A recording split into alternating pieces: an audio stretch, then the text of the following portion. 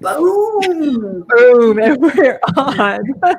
Welcome to Mothers of Real Estate. So I'm going to let Becca take it from here because I almost forgot.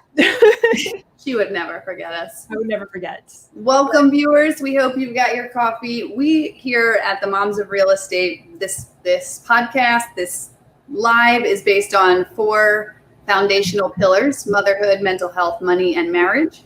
And so we thought we'd just spend a day. We've had a couple awesome guests on the past couple of weeks, but we thought we'd spend a day checking in with where we're all at on this.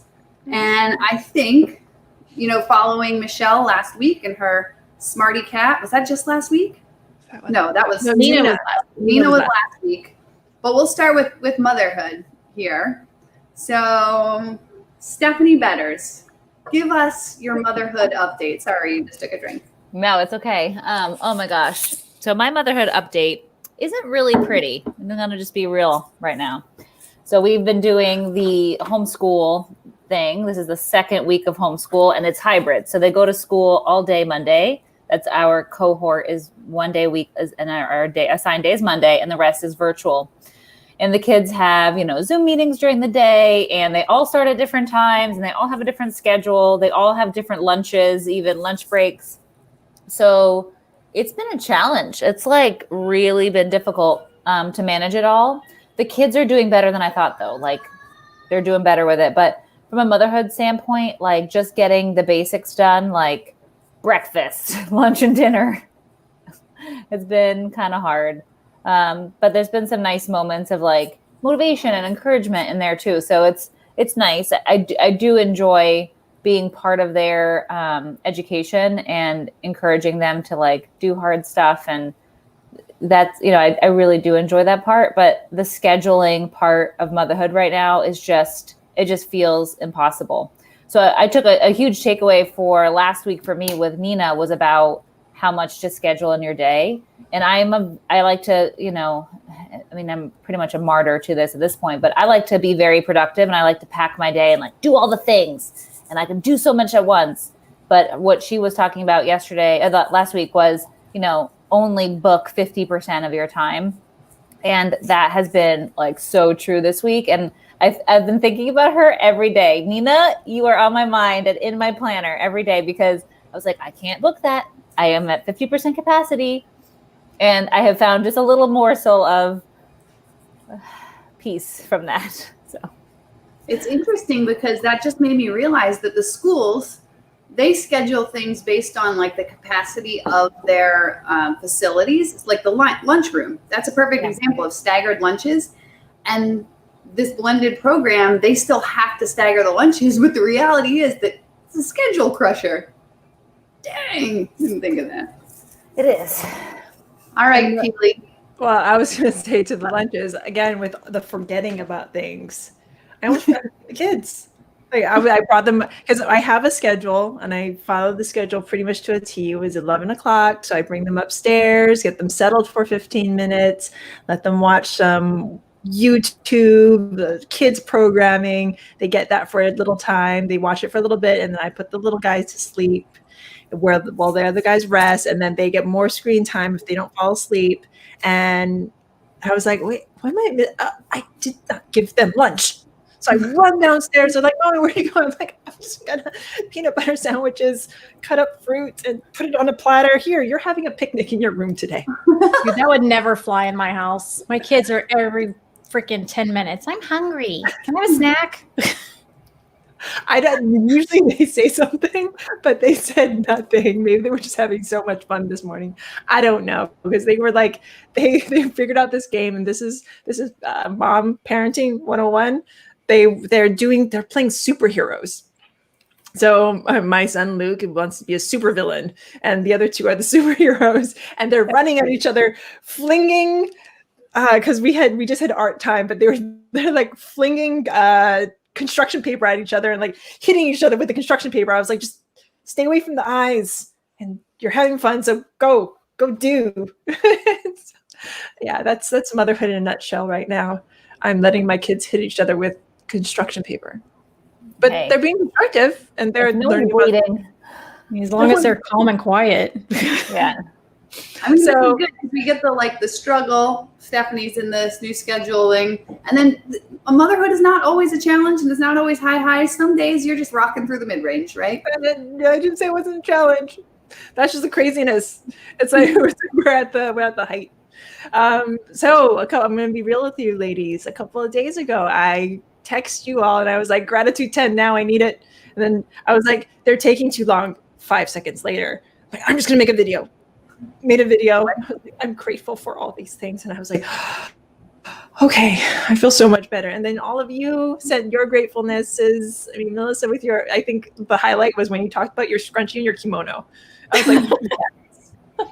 I'm going to go onto Amazon and buy myself a scrunchie and a kimono because I need one right Makes now. everything better. It's always the little things that get you through. Just the little tiny joys.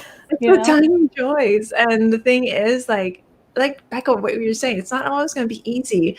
But ladies, I know you're listening out there.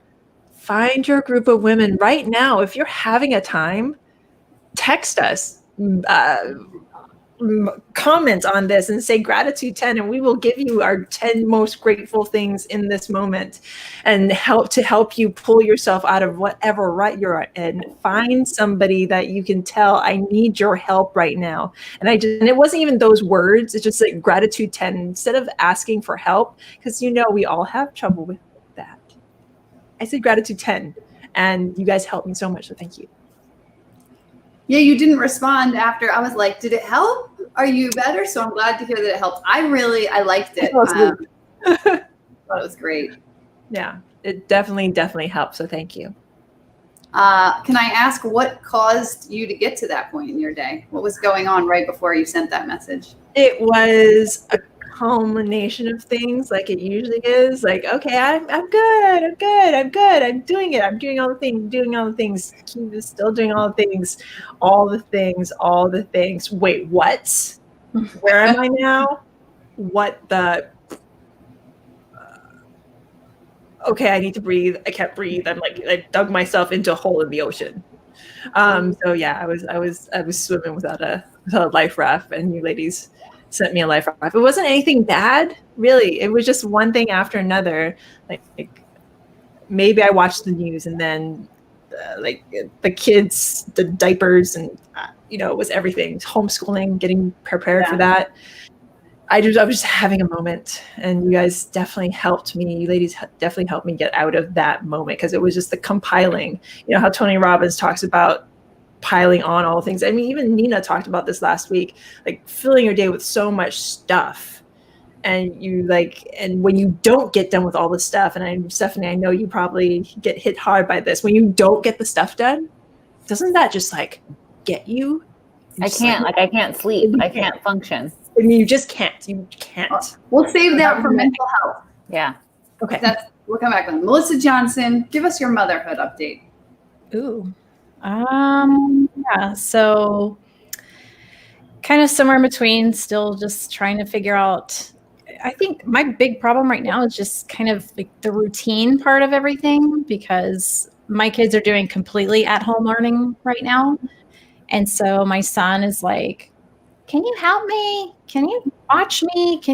And so I find myself sitting with him, like helping or listening. Like I'm scared he's going to miss something, like he's in there right now alone, and I hope he's doing his work, but I'll check that later. But He's on Minecraft.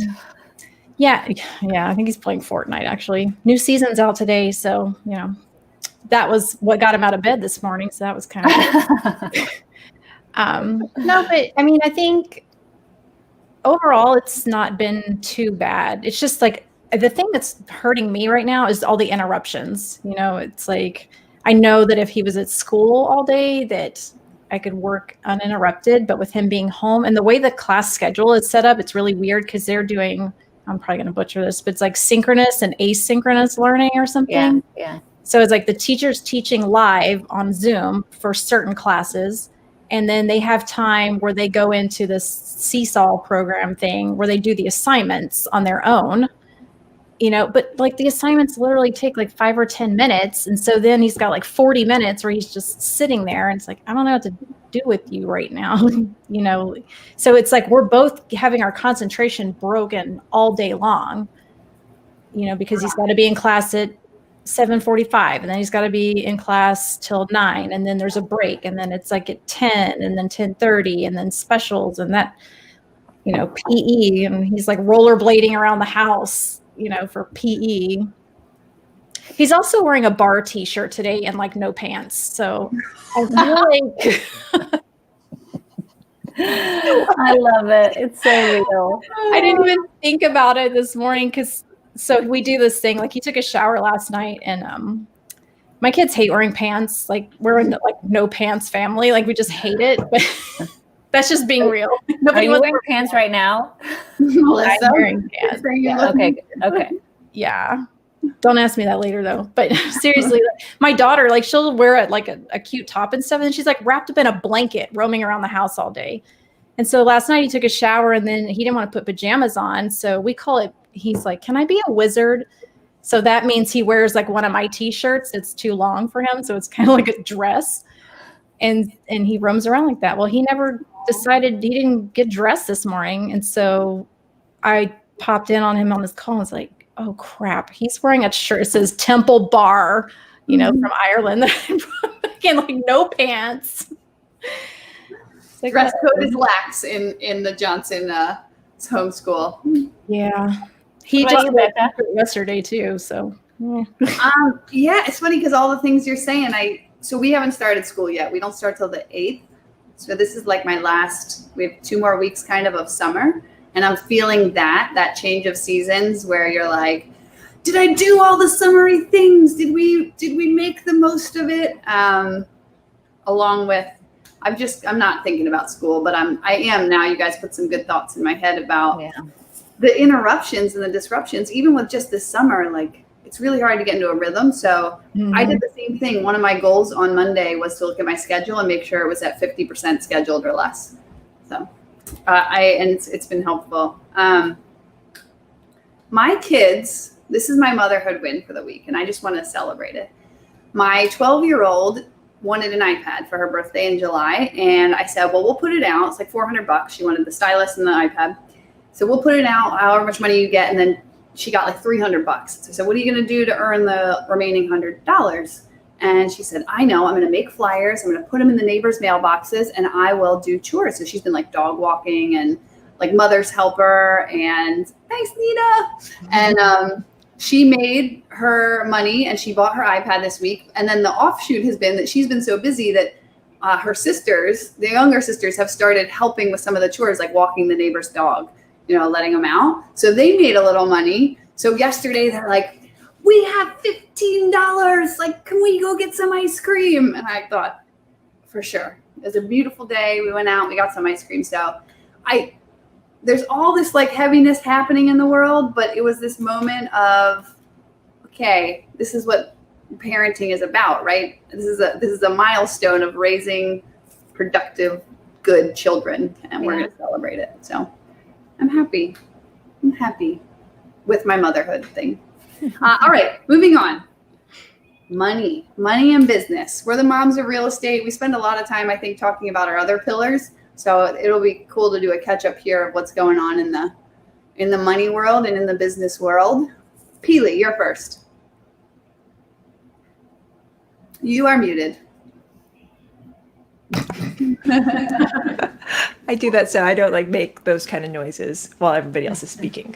So I'm actually practiced with this because I was on a podcast yesterday and the podcast host was like, let's talk about money. I'm like, oh, okay, let's do it. So money, we're doing, what do you want to know? I mean, anything? All the things. So we talked about on the podcast why women, and I'm generalizing right now. So for all you amazing women out there who are CPAs and are money wizards and just love talking about it, close your ears for a second. But what we were talking about was trying to get or tried to explore why women have such a hard time talking about money or talking about finances, or people in general, really, especially the word when it comes to the word debt, and really understanding what that means and what good debt is and what bad debt is. And we just dove into why Jason and I had gotten into real estate in the first place, was to set ourselves up so we wouldn't have to, quote, worry about where the money was coming from. Because, you know, we started in flipping and wholesaling. We all know those. That's jobs. That's a job. But we soon learned how to really get into more passive type income, and learning about the differences between all the ways that you can make money and to support your family, that you don't have to do one job for the rest of your life. And the differences, like my money mindset as a child, as a teenager, as a 20-year-old, as a 30-year-old, and going into my 40s now, how am I going to up level that mindset and not automatically have that, oh, let's talk about, when somebody says, let's talk about money, all of a sudden like cringe and be like, wait, I don't want to. Can't we just talk about aloha and mindset and how I met my husband? Because those are happy, fun things. Well, money can be a happy, fun thing too. If you use it correctly, if you're using it correctly, it can be a happy, fun thing. It's what allows you to do all the things you want to do in life. So it's switching that mindset, and having that conversation with her made me realize that I still have a negative mindset when it comes to money, that I didn't realize that was still there, because it was kind of like just dropped on me that this is what she was wanting to talk about. And this was a podcast that I was looking forward to talking on. It was a fantastic podcast, by the way. Lindsay Elmore, you're awesome. So having that money mindset and revising it in your head. Does that make sense? So that's what I've been thinking about this week. I love it. Nina has something. Nina says, I always think a great workshop would be to compare budgets like line by line to see where you can cut costs. I'm looking at my cameras in front. Should increase costs, and let's put it out there. I want to know where everyone else is and what they're doing. Well, Nina, I'll accept that challenge because I run a monthly budget line by line. I'll accept that challenge, but I might forget to actually do it because I feel like Stephanie. 9,000 things, all the things. Well, maybe one day we can actually just workshop it together, and we may share on with you Facebook, or we may not. But Nina, if you want to put that together, and I think we would do it. That would be fun. I say that because I've gotten through the fear of it. Like, I think a lot of people with money, it's like, I think we're doing good. I mean, I'm not dying, and our bills are getting paid, but they don't really know where all the money is going. I'll just go. I mean, next, we did Financial Peace University 2 years ago because I went to scale my business. I took on a bunch of unsecured funding, and I lost money. And I actually lost, like, I had taken on some unsecured funding, so I lost other people's money. It wasn't tied to an asset. And I was like, I got to pay this back like pronto. I went through a couple months of next month's going to be the best month ever, and we'll just wipe this all out. And next month, and then finally I was like, that plan's not working. Let's do another plan. So we've just been making progress, and it feels pretty awesome. Like we track our net worth.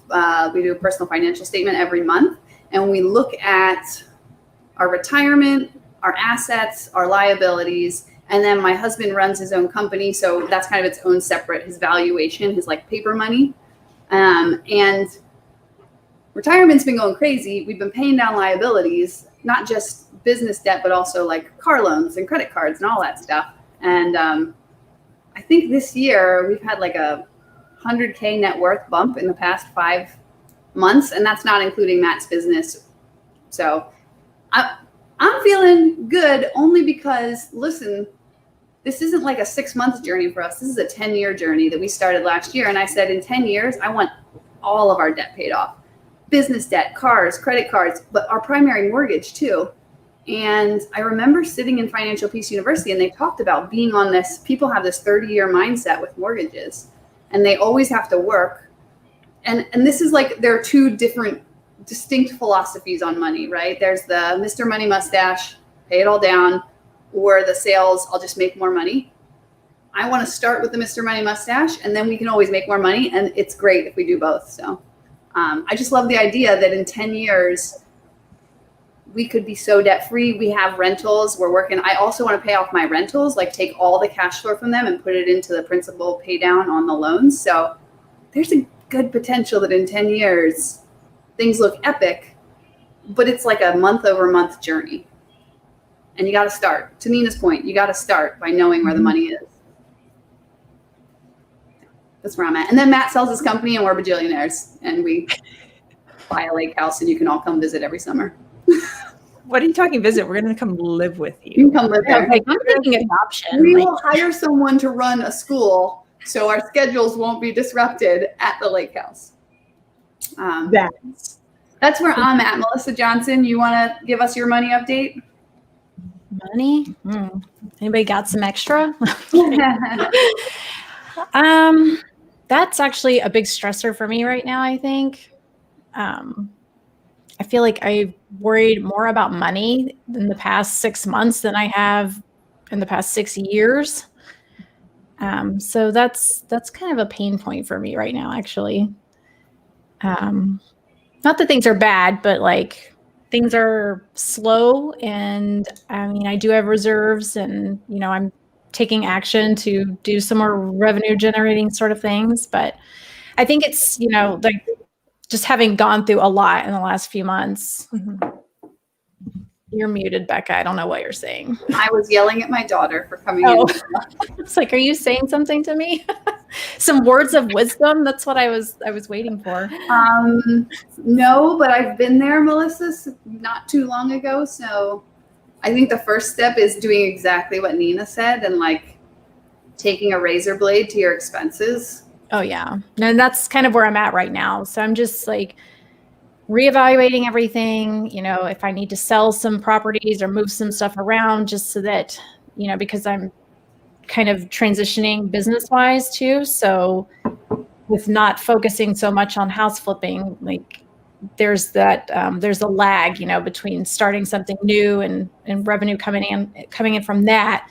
So I can't fully let go of the other thing, but that requires a lot of energy, you know, still to maintain and keep that going in the meantime until I can, because my goal is to eventually replace my income and then to just build passive income, more passive income than what I have right now. So it's just like, I just feel very stressed out and I feel like I am just like, I feel like I'm like this, like all day, every day. And then my kids don't help, you know, and that's just like tying motherhood to money because they're like always asking for shit, like all the time, you know, it's like, can I get V-Bucks? And it's never like a big thing, you know, but it's like, it's just a thing. And I'm like, why every single day is there a request for something that costs money? Like it just, I embrace the word budget in my house. Like my kids starting last year, I was like, it's not in the budget. It's not in the budget. Like we could do that, but if we do that, then we can't do this. Which one do you want to do? But one of the best pieces of advice I got when I was starting out that was counterintuitive to how I think was, I was like, let's pay down the debt, right? Like, let's get rid of that. And someone said, no, the first step on your financial journey is to get rid of your monthly overhead expenses, whether that means like refinancing or cutting back or, because I was like, oh, I could pay off this thing. And they're like, no, put the money here where you can lessen a monthly expense. And then once you get to a really good place with your monthly expenses, then you can turn your attention to the wealth building activities. I don't know. I've been thinking about Mr. Money Mustache talking. Well, and see, that's my mentality too. And I think that might be part of my problem because my thing has always been like, I'll just make more money.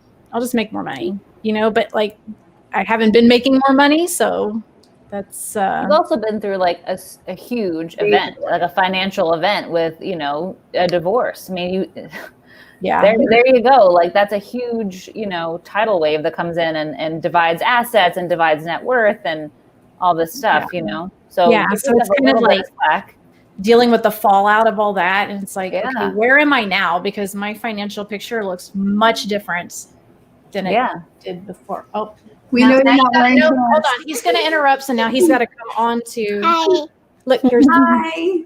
This is what I was talking about. We're not sure that's appropriate school uniform. Can you feed me now? See, Julie, I told you. Yes, give me a few minutes. Sorry. No, I'd love to dig in a little bit later. We'll maybe come back to it about the lessons you learned of somebody else going through a divorce as far as like the money side of things. And maybe we just come back to that in a whole nother episode. Advice for finances during major life changes. Maybe then I'll have more actionable advice to share. I get through this. Yeah. I feel this. It always feels like everyone is doing perfectly, and it's so powerful to hear. It's hard because it is hard. Preach, Yes. Nina. Thank Stephanie you. Betters, give us the money update. So my money update is, so we're just coming out of like a major payoff. Like we've worked really, really hard the last 4 or 5 years to eliminate debt. Like Zach and I graduated college in 2007 and got married. Like, there we go, all our college debt.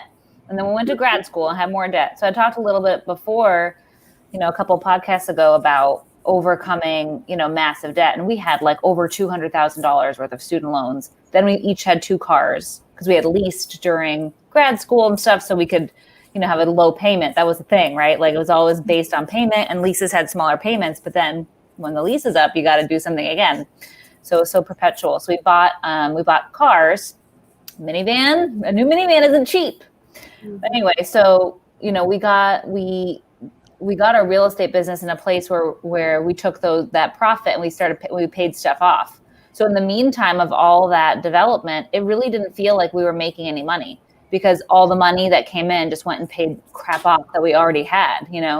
So the mentality that we've always had about money is that like we just don't have enough, right? Like because everything gets paid, like everything went out the door, and we just tried to spend as little as we could. And honestly, our biggest luxury that we probably had is that like we would order food out sometimes, but not even that frequently. So we've always tried to be like hyper aware of finances. And then eventually we got to this place now where essentially everything's paid off except our primary mortgage, which has quite a bit of equity now. Like we're okay now there. Like we're sitting on some nice funds there.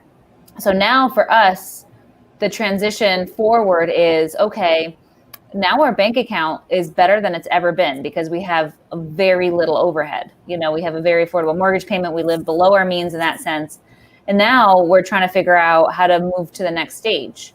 So there's a lot of gratitude of the things that we have now are things that we've always dreamt about. Like, I never would have imagined that we were in this position, like in the house that we live in the neighborhood that we're at, in the school district, and all this stuff that we work for. I could only dream that we'd get there, right? So now we're here, and I'm like, okay, well, how do we move forward? What's the next step? Like, how do you spend money, and how do you do it appropriately? Because we're all like, how we really are is pretty conservative. I mean, the biggest thing that I want is I want a house with some more land because I want chickens and I want a donkey. So Donkey. I don't know. Okay, the donkey protects the chickens from the. Why fox. a donkey? Why not a goat? Because first of all, I would love a goat, but apparently I ran into I was buying a house and like a couple of years ago, and they had a little chicken coop and they had a donkey, and I was like, oh, a donkey, like we're joking around. She's like, oh yeah, it's the hardest working family member, and the donkey like chews the grass, and it also protects the chickens from getting eaten by foxes and stuff. Like apparently, it's like a pretty protective like animal. Hard donkey. Yeah, so it's like, okay, I want chickens. Now we automatically have to get a donkey. So you're in the abundance phase. To a certain degree, but I want to do that in a healthy way. So this actually kind of ties into marriage because this is actually a stress point for us right now. Like we just had a huge discussion about this yesterday. Oh, well, let's do it. Let's roll right into marriage here. All right, I'll roll into it because money and marriage, I feel like those stressors like are incredible. Like the stress of money on your relationship, it's significant. So where we're at right now is, looking at the type of house that I want with this land and like no HOA or whatever in our school district, they're expensive houses. And it's like a next level. Expensive. $1 million. Okay. And your current house is like a $500,000 house? Yeah. So the other the house that I want, like, is something that we never, when we first got married, like that was never on the radar, right? And now we're in a position where next year we can probably buy it, but it's creating like this pressure in our relationship now. The pressure of, if we do that, do we have to work more? And like, what additional expenses do we have to worry about with that type of upkeep, that type of house, that kind of lifestyle? Now we're, the neighbors and keeping up with the Joneses and all this stuff, which I've never overly given a crap about. Like, I really don't compete with my neighbors or care, really. I don't feel I need to prove anything. So that's my argument. Like, I don't really care what that level of neighborhood is doing. We're going to be doing our thing. But it's created now like this additional pressure of like, can we do next level stuff? What finances does that look like? Are we painting ourselves into a corner with taking on overhead when we just eliminated a crap ton and we can breathe finally? And like, this is kind of what I do. And this is a huge character flaw for me. Like, I will just be like totally honest. I am a pusher and a next level pusher. I always want to go to the next level. I always want to be the best I can be, the most I can do.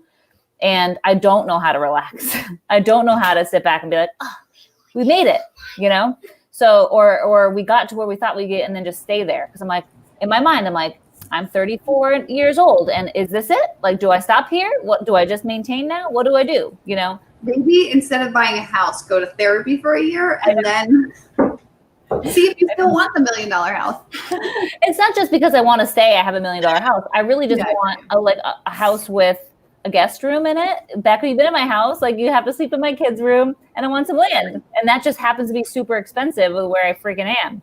So it's not about like the outward stuff. But anyway, that's where that money thing kind of ties in, because I feel like we've accomplished something and now I have to hold myself back on like, what do we do next? And I want to do it intelligently. So speaking of Mr. Money Mustache and all that, like we started Financial Peace University too, because we're trying to figure out what our longer term plans are now, because we've never really thought this would happen. Does that make sense? Yeah. Well, I have a friend who did Mr. Money Mustache. He was in a computer software guy, got their expenses down to like $35K a year. And then they did the same thing. They just bought $1 million property. And he and I had a really long conversation. He's like, this kind of goes against everything I've been doing the past couple years. But same thing. They wanted chickens and a garden and land. And they live out in like the Portland, Oregon, Seattle area, right? So it's super expensive. And I don't know. I think it's okay to evolve, though, mentally, to realize like this is the place that I'm in right now.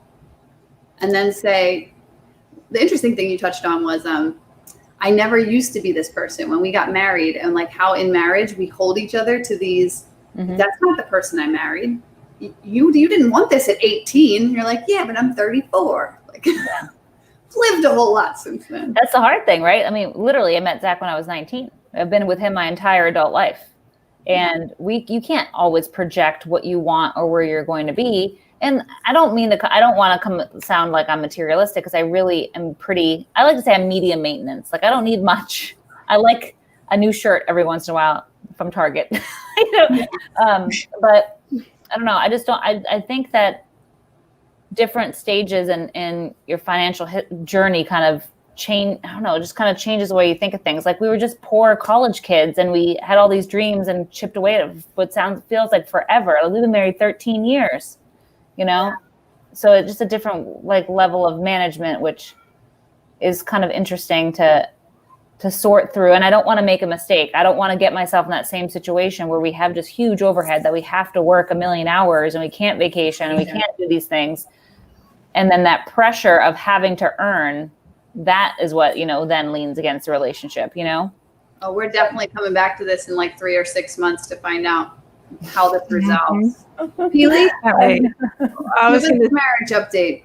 I was going to first comment on what Stephanie was saying. It sounds like you guys have an excellent grasp on your finances, and I think it just deserves a little bit more talking about. So with Jason and I, we're talking about the same thing, just kind of in reverse, because we've been downgrading not our lifestyle, but the way we live. So when we moved into the flip that we fell in love with, but we couldn't get rid of in the market that we finished it in. Yeah. We moved in, we actually cut our expenses, like our mortgage, by a few $100s a month. it might actually have been like $1,000 a month.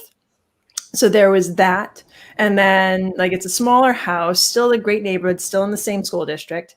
And then we read on fire on financial independence and Mr. Money Mustache, and we took like a blade to our accounts. And Jason still goes in, and I still go in time to time, but he mostly goes in. He's like all about going into our bank account and just like seeing where things pop up. And if it pops up, he's like, Peely, this is still going, or what was this? What was that? And we have to have an open conversation about where the expenses are going. Why was this high? And it took me a while to realize that Jason wasn't pushing that because he wanted to argue about something. It was more because he wanted us to have this financial stability. It's not that we were ever unstable, but I think Becca, Jason and I went through kind of it was like a few of us were going through the same thing at the same time, where flipping wasn't really working out the way we wanted it to. Ours was a little different. We just had so much going on, and we had the babies and the real estate and we weren't exactly spending more than we were making, but we weren't, how do I put it this way? We weren't being smart about it. So we moved into a new house. We got smarter about it. And now we're going to, and it's not a downgrade, but we're actually moving to Tennessee, where it's so much cheaper. Just taxes alone. Taxes alone, we're going to save so much money. We can get the land and the house for basically the same amount of money that we spent on this house. Like for what we could get for this house, we can get like its equivalent in New Jersey would be like 1.2 for the same price for $750 in Tennessee. So it just, when we saw that just made so much sense to us. So I know I'm kind of like putting money and marriage together. Like they're intertwining, especially when we're running a business. Exactly. When we're running a business together, Jason and I, we've known each other since 2003. And we've worked together since 2003. We've only been together as a couple since 2013. Well, the end of 2012, 2013. So we had those 10 years to really kind of get to know each other, working wise and mentality wise. So we know we rarely fight. Like we don't scream at each other. We don't have like fights. I walk out of the room so I can or he sees me because I kind of like crunch in, and I've been doing that sort of a lot because I think with the move coming up and the school, how it is, and just like the health of the nation in general and the health of the world in general, I think that's just been bogging my mind. And the thing is, and this is more than I'm actually like jumping over into mentality, so stop me. Okay, stop. We're coming back to that. Marriage sounds like you guys are good. You're about to marriage, we're good. Move that financially will be an impact, and it'll be a fun adventure. So you're in a good spot. Good spot. Melissa, do you want to talk about marriage and relationships? We will leave this up to. We're going to a retreat, Melissa. We should talk about that. We are going to a retreat. Tell me about this retreat. Yes, I'm pretty excited about it. So, I am seeing somebody, and that's going really well. And I don't know, just I am invested in not making the same mistakes or not repeating things over. I'm trying to learn what I can learn from the experience and then make sure that I just keep being better and doing better and like working on relationships and communication and stuff. And this person that I'm seeing, like, he is great at communicating. And I feel like it's something I struggle with, and he makes me better at it. And I appreciate that. And so I think I don't have like a super gold nugget about this, but I will say like in everything I've learned with, a marriage falling apart and then like being in a different type of relationship, like communication is just everything. And so we are going to go to the couples retreat with Stephanie and Zach. Yay! We are so excited about, I got to tell you, like we were talking about it yesterday. It's like, it's going to be so much When fun. is it and where is it? It's in Myrtle Beach. It's a Sharper couple retreat. So Gary Chapman is coming to host it. The author of the 5 Love Languages. He's coming, and I'm just so excited. It's in Myrtle Beach, so it's close for me. We're just going to drive, and my mom's going to take the kids, and we get to be there for 2 days. And then I saw Melissa also join. I was like, yes, we get to be there together. So intentional time away is good. Yes. When is it? September 7th or 14th. It's after Labor Day. 7th. Yeah. It's Labor Day. It's whatever that Wednesday is after Labor I Day. can't be there. That's first week of school. Yeah, I was thinking the same thing, Becca. I was like, maybe we can. No. Yeah, no.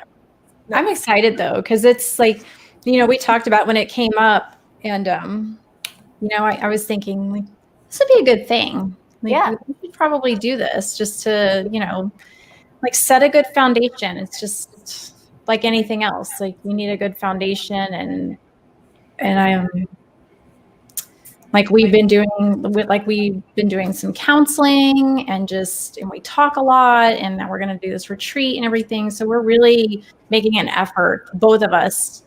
Be aligned. I like it. Yeah, I'm excited I'm excited that he's excited about it too. Like, yeah, it's going to be good. I like this. Nina, you're our best. You're our best. Everything. We have to get Nina back on. How cool to Yes, get come a on. relationship. Yeah. For me, whereas this is probably the area where I've been struggling the most, like this past week especially, with the kids home. Like talking about communication sucking. My husband's not a great communicator, but normally I can intuit enough what he wants. But like last week, actually I remember last Wednesday, we went to see a rental. We had tenant hadn't been paying. They trashed the place. We did cash for keys. They trashed the place on the way out. We had like $6,000 of repairs to do. And before I like gave the green light to the maintenance company to do that work, I wanted to go do a walkthrough. It's like grab my husband, go along. And I had told you, I alluded to this other one, like I keep calling him Grumpy Cat. Like he's just been cranky. And I've been trying everything. All the patented techniques like in my tool belt, I was pulling them out, and he is just still short, angry. I'm like afraid to talk. And so it came to a head that last Wednesday morning, and I was like, I just don't know how to help you right now. Like you're in a place, and I can't figure out how to get you out. So we pulled an audible, and Friday or Saturday we went down to Washington D.C., got away for the weekend, and it was good. It definitely was good, but I was thinking even on our way down there that this has been building. I do think COVID and us being in the house all the time, especially the kids, the lack of structure, the auditory, like he's very sensitive to loud noises and stuff. So having kids around all the time, it's just been building up. And so I think it's unrealistic to think that in 2 days of being away, it would be completely reset, but it has been much better. So I don't know. I'm like constantly keeping my pulse on it, but that's what I said. Like if it takes a retreat or communications is definitely a struggle for us because I'm an over communicator and he's an under communicator. And we've been together for 20 years. You'd think we would have solved this by now, but we have not. It's the hardest part. It's literally the hardest part. It doesn't take much to deviate off path too. You know what I mean? Mm-hmm. Even though things don't get resolved overnight, like at least you going to DC kind of put you back in the right path, you know? And I do think we're aligned. I mean, this feels like a bump, but still big picture we're aligned. Because like I said, Stephanie, when you're like, you got together at 18 and now or 19 and you're 34 and like that's 15 years. We're all going to change and grow as people. And I've seen a lot of relationships where people change and grow separately. Like they take their own paths. One of the things at a church we used to go to, Marriage Encounter, like they talked about being married singles. Where you're like, you're married, but you're still acting like you're single, like living your separate lives. I still think we're very much aligned and intertwined, but communications. Melissa, send me over your best ideas. I will do that. Peely, we're at 45 minutes. Should we dive into mental health or should we save this for next week? You're muted.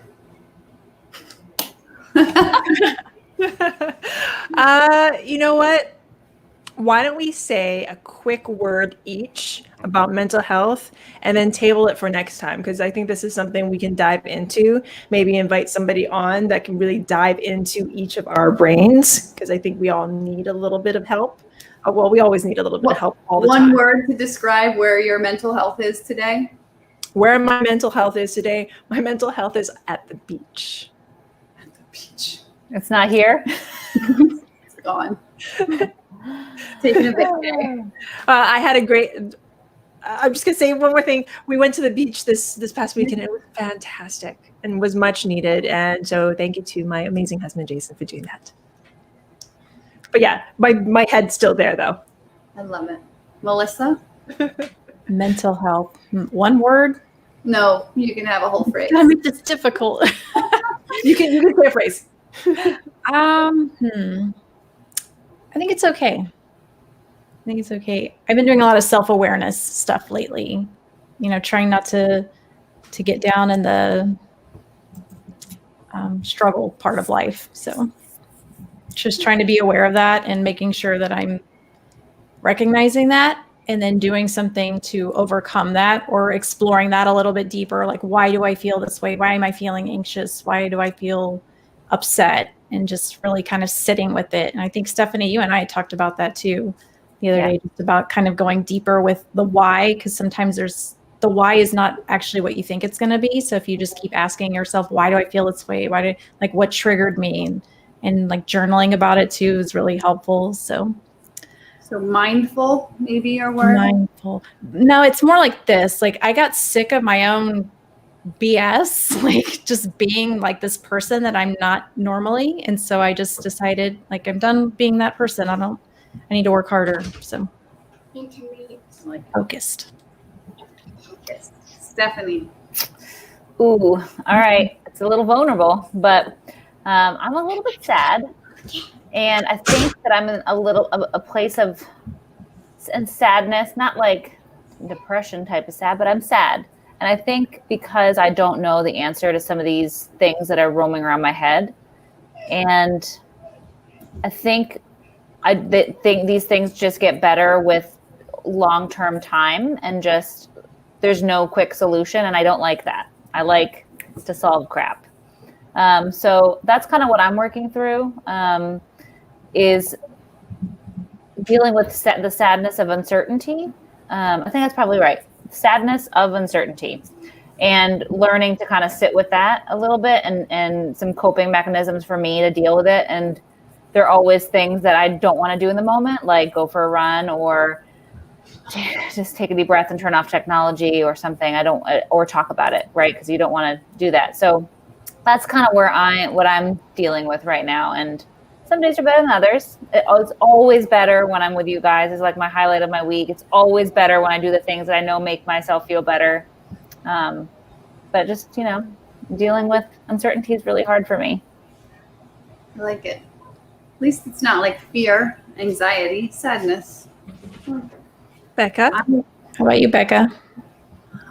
I'm probably somewhere between overwhelmed and head down, get shit done mode. I have my to-do list is ridiculous, and I've been doing all my productivity stuff and still not getting ahead of the curve. So I just need less talking, more doing. But it's been like that for 2 weeks, so I foresee a light at the end of the tunnel. But yeah, Nice. where we're at. You can't stay in that zone too long. Watch that. Or I will burn out. I'm going to go camping next weekend. Well, here's to that light at the end of the tunnel. Melissa, you want to be that light for us and talk us out of here? Sure. I guess so. So thank you, everybody, for joining us again. And I hope that was helpful. I had a good time. I think that was really fun. Actually, I like that format of roundtabling and just kind of going through those 4 pillars. Yeah, if you watched to this point, give us some feedback. Did you like this show? Do you prefer more guests? Is this good? Yeah. Oh, and Melissa, you did have something to share. Yes, I do have something to share too. See, this my brain. So I just wanted to share too, real quick, that some of you may or may not know, but I am doing one-on-one strategic business coaching with people now, and I'm actually launching. It's so fun. I've really been enjoying it. It's like my favorite thing that I've done so far, I think. But I've got to talk to some amazing people, and I put together. I'm doing a 5-day challenge next week. It starts on Monday and it'll run through Friday. And it's a challenge to change your life and change your business. And so we've got, I'll be doing a video each day. There's a private Facebook group. So if you go to Facebook, and it's group/the E3 challenge, and we can put a link in for that. And it's free. Like I said, all you have to do is just join the Facebook group to be able to see everything. But 5 days of content and some helpful exercises and things to do just to, change your life and change your business. And I want to do it. This sounds awesome. Yeah, I mean, it's going to be fun, and it's not super difficult. It's pretty basic, but I mean, it's like really good foundational things and a lot of mental things too with that challenge too, just working on mindset and digging a little deeper into some of that kind of stuff. And then also like business processes and things like that. So I'm excited. I'd love to see lots of women join it. Yeah. What was the title again? It's under the, well, I could put it in the comments, or maybe. Yeah, tell us how to sign up for that.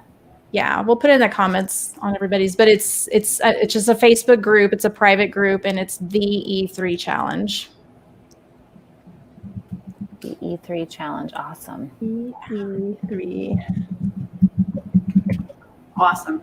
Okay. Ladies, You are all awesome. wonderful. As always, I love hanging out with you. Love it. Till next week. I will be down in Nashville next week. So I'll be coming to you from the 7-Figure Flipping headquarters. Yay! Awesome. Boom. Too many buttons.